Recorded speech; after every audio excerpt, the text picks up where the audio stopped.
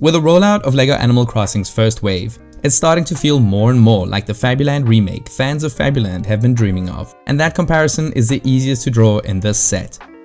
I'm Joe, and this is my review of LEGO set 77049, Isabelle's House Visit. With a piece count of 389 pieces and measuring over 17 centimeters high, 25 centimeters wide, and 16 centimeters deep, this set is the second largest of the March Animal Crossing releases. First off, this set consists of a house build, a garden patch, workbench, and 2 minifigures. So let's take a closer look, starting with Fauna's house. I like the overall look with the white walls and light brown trim, and this large red door in particular is a highlight for me. I also like the gable above the door with those tiles creating some simple but effective detail. I also like how it sits against the slanted roof behind it. The facade has these large roof tile builds that I'm beginning to like more and more, and it's finished off with a great chimney complete with billowing smoke. These window elements are nice and they can be swapped out with the additional included pair to change up your design as you see fit.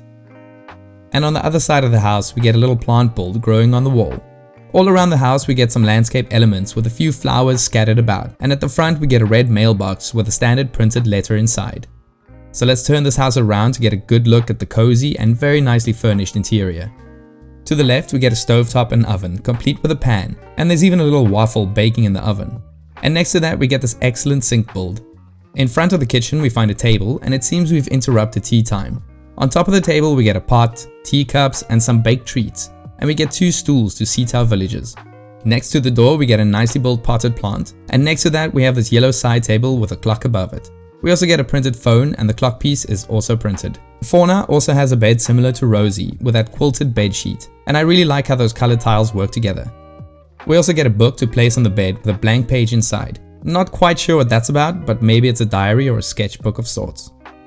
But my favorite part of the interior has to be this printed cover of KK Slider's song Forest Life. Moving back outside, we actually get a sizable piece of land to add to the house. To the front we get a little pond with this nice tree stump piece. And around that we get the small round printed tile, as well as a larger printed tile which indicates a spot for you to dig. We also get a very Animal Crossing styled apple tree that can be opened or, like the game, shaken to reveal some bells. But we also get this nice package tied to a balloon that's suspended above the tree thanks to this transparent brick. The lid can also slide open to reveal a paintbrush and palette. The additional vegetable patch is very similar to the build we got in the maple poly bag, and with the addition of the white picket fence makes for a nice piece to complement the front of the house. The standalone workbench has all the tools needed to dig or chop up your garden, including the slingshot needed to shoot down the package. We also get the printed DIY recipe that can be placed on the workshop, and I like the drawers below, but unfortunately they're just for show. Now moving on to the figures, we get Isabelle the Shih Tzu.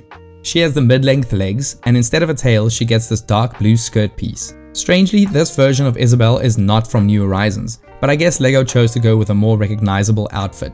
And I think that was a good move because that checkered green and white vest is awesome, and I love the little red bow. She gets a very nice unique dual molded head, and her face print is excellent, matching the source material perfectly. And she also has this hole to the side of her head where the flower is attached. Next up we have Fauna the deer. She also has the mid-length legs, and her shearling jacket print on the torso looks very good. But she also doesn't have a tail. Of course, her dual molded head looks good, and her face print matches the equally dead-eyed look she usually has. She also comes with a hole on top of her head where you can add the little golden party hat. So this is a great set, featuring one of the more well-known Animal Crossing villages. The house is nicely detailed, and the surrounding modular landscape gives plenty of options for play and display. Again, the all print and no sticker strategy is working for me in this theme, and I hope that continues. Anyways, let me know what you thought about this set in the comments, and please consider liking and subscribing to the channel if you like this review and what we do. And as always, thanks for watching.